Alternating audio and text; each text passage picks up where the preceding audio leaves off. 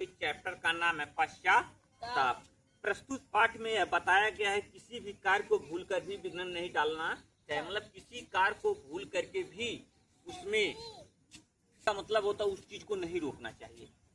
ठीक, यदि आप ऐसा करते हैं तो भविष्य में आप सभी लोगों को पश्चाताप करना पड़ता है। जैसे आप पढ़ाई कर रहे हैं, विद्या ग्रहण कर रहे हैं और इसमें आप पढ़ाई नहीं करेंगे तो आपको जीवन में आपने पश्चाताप करना पड़ेगा। समय से सारी चीजें होती हैं।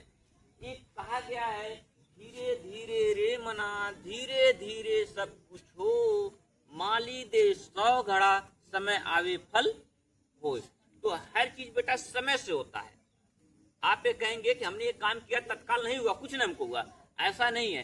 किसी चीज का परिणाम जो होता है, जिस तरह से माली किसी पौधे को लगाता है और उसमें 100 घड़ा पानी को दे दे तो यह कहे कि तुरंत हमको फल मिल जाएगा, तो नहीं। वह जब समय आएगा तभी आपको फल और फूल प्राप्त होगा, फल और फूल की प्राप्ति होगी। उसी तरह से आप जब शिक्षा को ग्रहण करते हैं या किसी कार्य को करते हैं तो उसमें जब समय आता है तब उसका आप सभी को लाभ प्राप्त होती है। चलिए बेटा, उसमें लाभ प्राप्त होती है।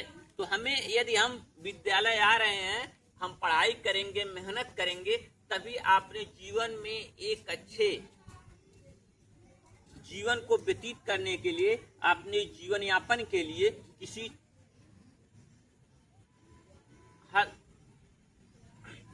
किसी भी कला को हम सीख पाएंगे, उसमें निपुण हो पाएंगे।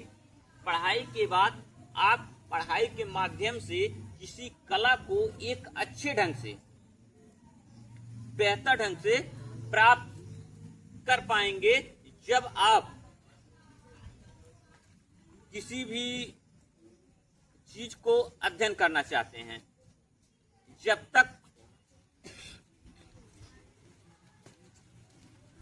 जब हम पढ़ लिख लेंगे तो हम अपने जीवन में पढ़ लिख करके डॉक्टर बनेंगे, पढ़ लिख करके डॉक्टर बनेंगे, हम पढ़ लिख करके इंजीनियर बनेंगे, हम पढ़ लिख करके वैज्ञानिक बनेंगे, हम पढ़ लिख करके वकील बनेंगे, हम पढ़ लिख के टीचर बनेंगे। होता है ना, आप विद्यालय आते हैं तो उस चीज के विशेष आपको बहुत सारे विषय को पढ़ाया जाता है। विषय को पढ़ाने के बाद आपको इस विषय में आपके जीवन में एक मूल मंत्र है, उसके बाद आप उस चीज पे रिसर्च करते हैं, एक बहुत अच्छे मुकाम को हासिल करते हैं। जो आपके मन में तमन्ना रहती है वह पूर्ण होती है। जब तमन्ना पूर्ण होती है तो आपका जीवन जो होता है बहुत ही आनंदमय होता है। यदि हम पढ़ाई लिखाई नहीं करते हैं, अपने जीवन में पढ़ाई लिखाई को समय से पहले त्याग देते हैं, हम अपने समय को खेलने में, घूमने में, मोबाइल चलाने में, बात करने में, लोगों से हंसी मजाक करने में, इस तरह से करने में यदि हमारी जो पढ़ाई की उम्र है उसको हम जब त्याग देते हैं, समाप्त कर देते हैं, तो जब समय आता है हमको अपनी रोजी रोटी, कपड़ा, मकान कमा करके पूर्ति करने की, जिस तरह से हमारे माँ बाप हमारे जीवन के लिए मेहनत मजदूरी करके हमारे जीवन का पालन पोषण करते हैं, हमको फीस देते हैं, कॉपी देते हैं, किताब देते हैं, भोजन देते हैं, कपड़ा देते हैं, अदर आवश्यकताओं की पूर्ति करते हैं। उसी तरह से जब हमारी भी जिम्मेदारी अपने बच्चों के साथ जीवन निर्वाह में होता है तो हम यदि पढ़े लिखे नहीं रहते हैं कहीं पे तो हमको पश्चाताप अपने जीवन में करना पड़ता है। हम यह सोचते हैं कि यदि हम भी पढ़े लिखे होते हैं तो हम भी एक अच्छे जगह पहुंचकर हमको दिन भर धूप में जलना नहीं पड़ता, हम भी अंदर कुर्सी पे बैठ करके, एसी में बैठ करके हम सभी लोग एक अच्छी पढ़ाई करते हैं और अच्छा रुपया कमाते, हम भी आराम से अपनी जिंदगी को जीते।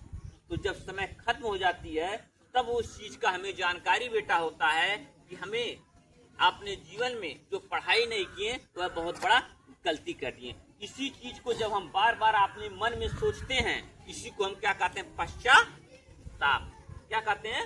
पश्चाताप। कि हम अपने जीवन में जो गलती किए हैं अब पुनः अपने बच्चों को बता देंगे कि बेटा आप यह गलती मत करिएगा। आप अपने बच्चों को बार बार यह संदेश देंगे कि बेटा घूमिए मत, पढ़ाई कीजिए।